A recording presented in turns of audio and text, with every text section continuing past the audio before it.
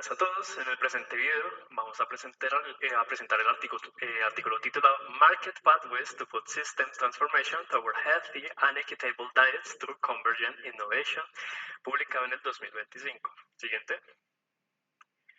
Entonces, para poder entender el artículo es importante tener en cuenta cuál es la pregunta que plantean los autores, y esta corresponde a: ¿es posible transformar el sistema alimenticio de tal manera que se puedan tener dietas más saludables y equitativas, o sea, que muchas personas puedan acceder a estas dietas? Entonces, durante toda la investigación, los autores identificaron tres fenómenos. El primero de ellos es el fenómeno del locking, en donde los autores identificaron que el sistema alimentario está bloqueado por ciclos de realimentación que favorecen a los alimentos de baja calidad nutricional. Segundo, corresponde a la inequidad en el acceso. Entonces, para poder acceder a estas dietas saludables, se requiere tener cierto estrato socioeconómico. Y por último, se identificó, pues a través del estado del arte y otras cosas, que las intervenciones aisladas suelen fallar. Esto debido a que cuando se hace un cambio en una parte del sistema, normalmente estos ciclos tienden a disminuir pues, este cambio, este esfuerzo, en pos de tener alimentos de baja calidad nutricional. Entonces, para poder modelar todo esto, los autores identificaron tres procesos principales. Sin embargo, estos serán explicados a continuación. Siguiente.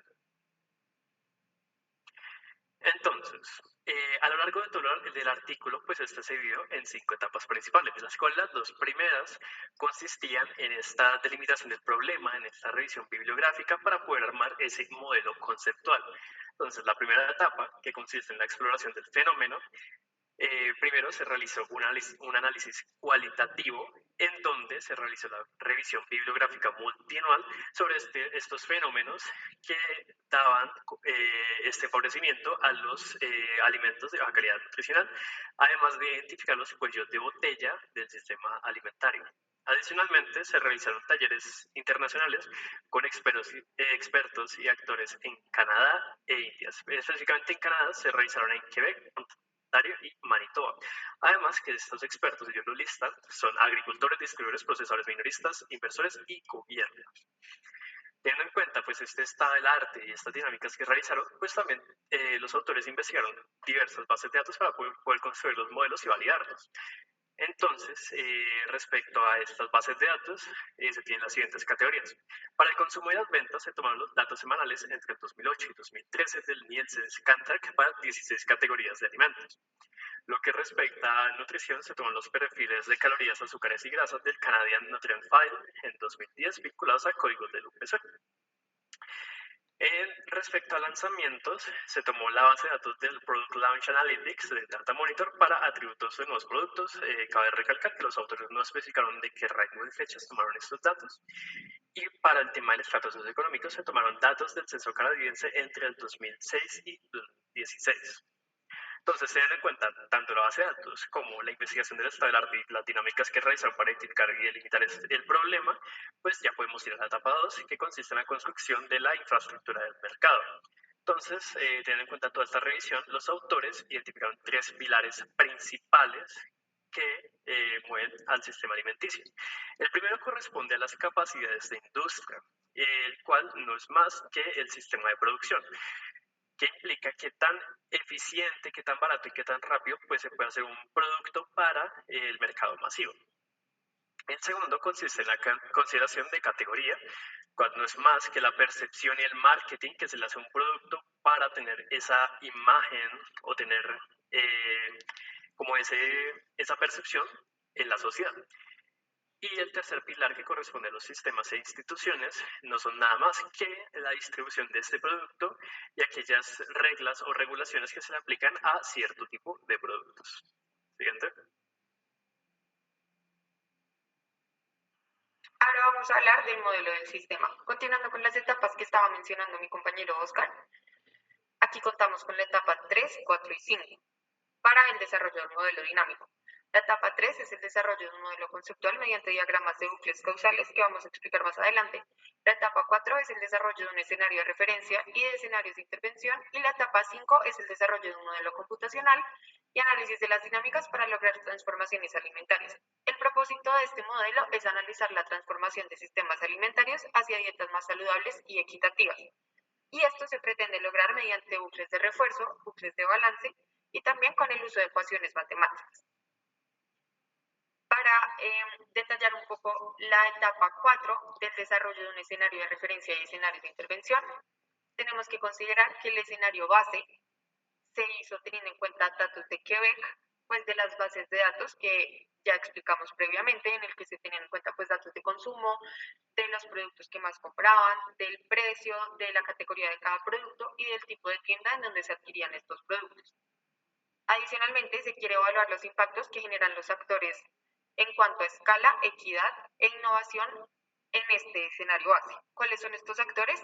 Son los productores que tienen lucro y pueden impactar en innovación premium y accesible. Adicionalmente, otro actor es los no productores, que son sin ánimo de lucro, y ellos impactan en cuanto a educación y accesibilidad alimentaria. Y por último, nuestro tercer tipo de actor es el gobierno, que puede impactar mediante subsidios, impuestos e innovación dirigida. Tenemos un escenario, pues una intervención adicional, que es la cooperación intersectorial, y hace referencia a la convergencia de los tres tipos de actores previamente mencionados sobre el escenario base. Aquí vamos a ver el diagrama de ciclos causales que se tuvo en cuenta pues, en este modelo. Tenemos ciclos de refuerzo, que es retroalimentación positiva, y ciclos de balance, que es retroalimentación negativa. En este caso, el diagrama se compone de 5 ciclos de refuerzo y un ciclo de balance. Estos ciclos de refuerzo, el primero es este, que es R0 de las ventas de productos. Quiere decir que se venden productos, esto genera más ingresos y más información, y a partir de estos nuevos ingresos y de esta información se pueden hacer mejoras en el sistema y en el consumo, y esto va a causar que se vendan más productos. Este sería el primer ciclo. Nuestro segundo ciclo es el R1, que hace referencia a que más inversión en desarrollo y en innovación va a aumentar la capacidad industrial, y esto va a generar pues más recursos para generar reinversión y aún más innovación, lo que va a seguir aumentando la capacidad industrial, y así se va generando el ciclo. El tercer ciclo es el R2A, que es este de acá, en el cual mayor consumo de un tipo de producto genera presión social pues, de la sociedad, y eso aumenta la consideración de la categoría en la mente de las personas, y al final esto que genera más consumo. Entonces más consumo, más consideración de categoría y aún más consumo. El penúltimo ciclo es el R2B. Este ciclo R2B está relacionado al marketing, entonces más marketing genera más exposición genera más consideración de categoría, y más consideración de categoría genera más consumo, y esto se ve reflejado en que se pueda generar más marketing. Entonces este sería el otro ciclo. Y por último tenemos el ciclo R3, que es el de sistemas e instituciones, y esta hace referencia a que pues una mejora en sistemas e instituciones permite más acceso a alimentos saludables, esto genera más desarrollo institucional, y esto pues genera más acceso a alimentos, también es un ciclo positivo. Ahora, ¿cómo se genera el equilibrio en este diagrama? Mediante un único ciclo de balance, que es el ciclo B1, este de acá, que está relacionado a la saturación del mercado. Este es un ciclo negativo, ya que limita el equilibrio, limita la expansión, la reinversión y también la curva de aprendizaje. Continuando con el diagrama de Forrester, nosotros decidimos segmentarlo por colores para que fuera más fácil de observar. Tenemos aquí en rosado las variables de nivel, que son las acumulativas, en morado las variables de flujo, en amarillo las variables auxiliares, en verde las fuentes, y en rojo los sumideros, que pues también son fuentes, pero digamos que negativas. Nuestras variables de nivel son estas tres: capacidad industrial, consideraciones de las categorías y sistemas e instituciones. ¿Cómo vamos aumentando estas variables de nivel? Pues a partir de las otras variables. Tenemos, por ejemplo, las variables de flujo, que tenemos investigación y desarrollo, exposición de categorías, desarrollo de sistemas e instituciones, obsolescencia, olvido y degradación. Y por último tenemos las variables auxiliares, que son estas pues referenciadas por círculos. Y aquí tenemos innovación, educación, exposición, impuestos y subsidios, accesibilidad e innovación dirigida. Ahora, ¿cómo entra al diagrama y cómo sale el diagrama? Mediante los sumideros y las fuentes. Como fuentes, que son estas nubecitas verdes de acá, tenemos recursos externos en investigación y desarrollo, publicidad en exposición a las categorías y esfuerzos externos de las ONGs en el desarrollo de sistemas e instituciones. Ahora, los sumideros, que son cuando ya sale el sistema, tenemos una salida del sistema tras obsolescencia, olvido y degradación. Así es que terminan saliendo, pues, posterior a la interacción de las variables, los elementos del sistema. Es importante destacar que en este diagrama en específico no se presenta ni se identificó tampoco en el artículo ningún retraso, pues ningún delay. Continuemos. Ok, ahora continuamos con la validación del modelo. Entonces, los autores hicieron uso de un proceso de 5 etapas para validar y desarrollar su marco de trabajo dinámico, que es lo que estábamos viendo anteriormente. Entonces, el primero, que es la exploración empírica, como ya se había dicho, básicamente es que los autores se sumergieron como en los desafíos del sistema alimentario, principalmente en Norteamérica, colaborando con gobiernos, empresas y ONGs principalmente. El segundo es el marco teórico. Entonces, aquí los autores se dieron cuenta de algo muy importante, y es que modificar un sistema tan complejo requiere una acción colectiva entre actores con intereses muy distintos. Entonces, como que cada quien busca su propio objetivo. Las empresas buscan rentabilidad, las ONGs buscan bienestar y los gobiernos a menudo no intervienen en un mercado que todavía no está claro. Entonces, por lo general, no intervienen directamente en estos casos. El tercero son los bucles causales, que como todas las relaciones son circulares y se afectan mutuamente, pues se usaron los diagramas de bucles causales o los externos, que es como el estándar. Aquí hay algo muy importante, y es que con base en esto es que se va puliendo el modelo, porque es un proceso iterativo. Entonces los autores iban ajustando los parámetros hasta que el equilibrio del modelo coincidiera con las características cualitativas derivadas de la literatura y de los talleres con los expertos, que eso se remonta ya al paso número 1, que es la exploración empírica. En el cuarto paso, finalmente, es que se contrastan esos datos que se obtuvieron de la provincia de Quebec. Finalmente pasamos con el modelo computacional. Entonces, siguiente. Entonces, como se puede ver en la pantalla, se basan en ecuaciones diferenciales que simulan una transformación hacia dietas más equitativas. Entonces, la primera fórmula hace referencia a las capacidades de la industria o la cuota del mercado. Entonces, esta me mide la probabilidad de elección del consumidor.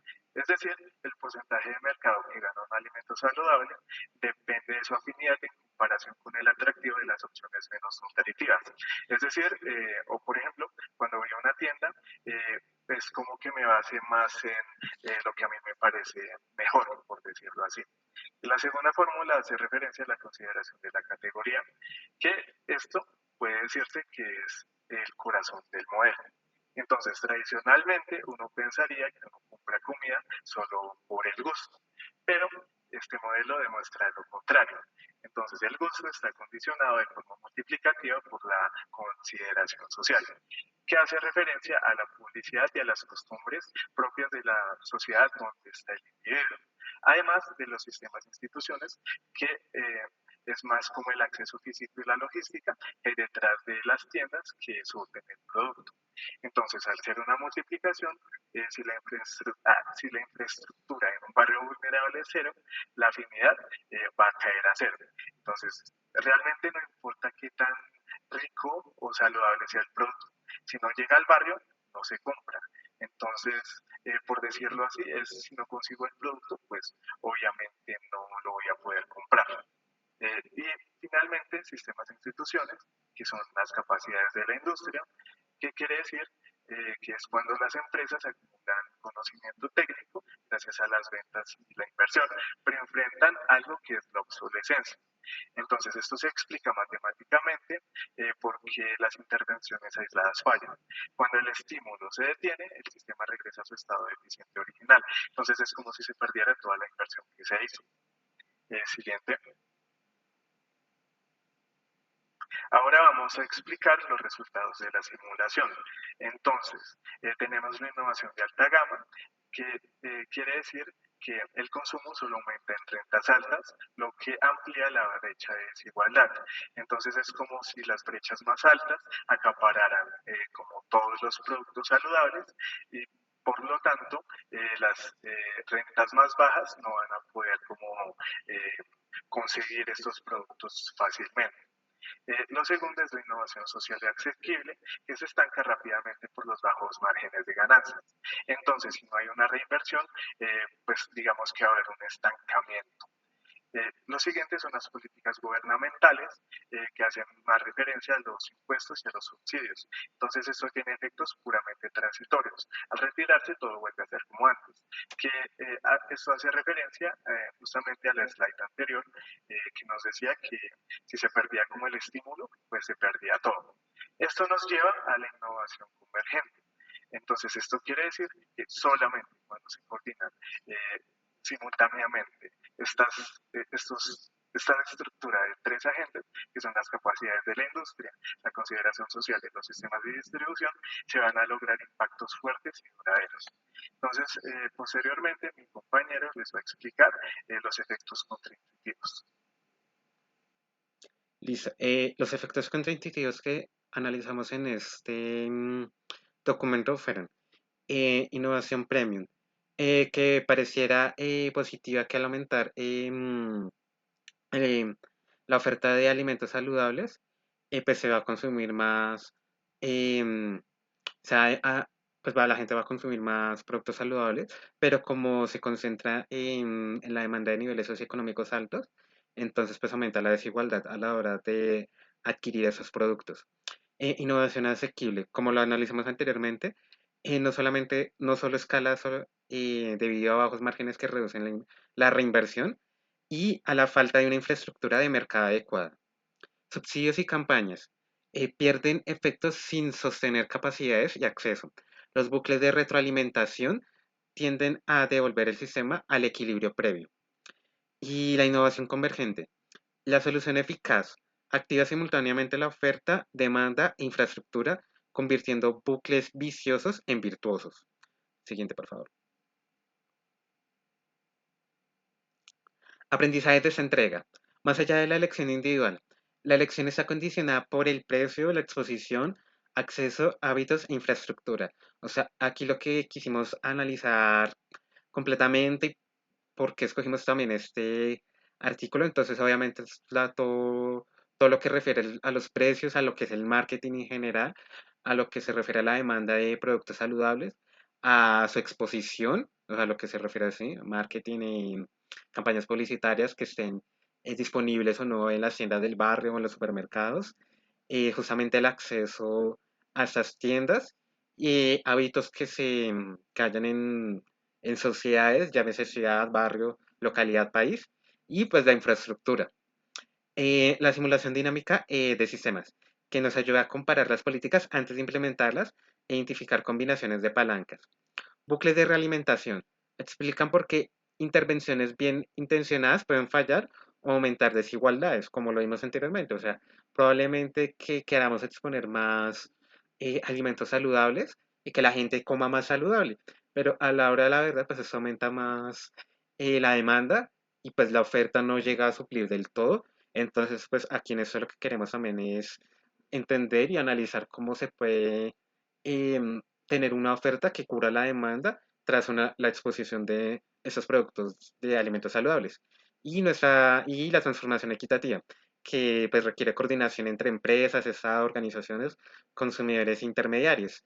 Realmente pues digamos que esto pues lo más importante es que todos como que podamos actuar entre sí, que nos podamos colaborar, que podamos llegar a acuerdos y demás para que todo sea accesible y no haya una desigualdad como tal y que todo, pues, o sea, que cualquier persona con cualquier ingreso pueda acceder a esos productos y no se vea condicionado por la falta de estos y que eso genere una inflación en sí.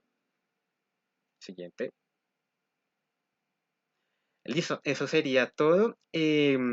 Básicamente, pues, nosotros nos basamos en un 15% en la IA para poder aclarar varios conceptos y tener más claras nuestras ideas con respecto a este artículo. Nosotros somos Oscar Leonardo Riveros, Manuela Pardo, Luis Gabriel Peraza y Juan David Ladín. Muchas gracias.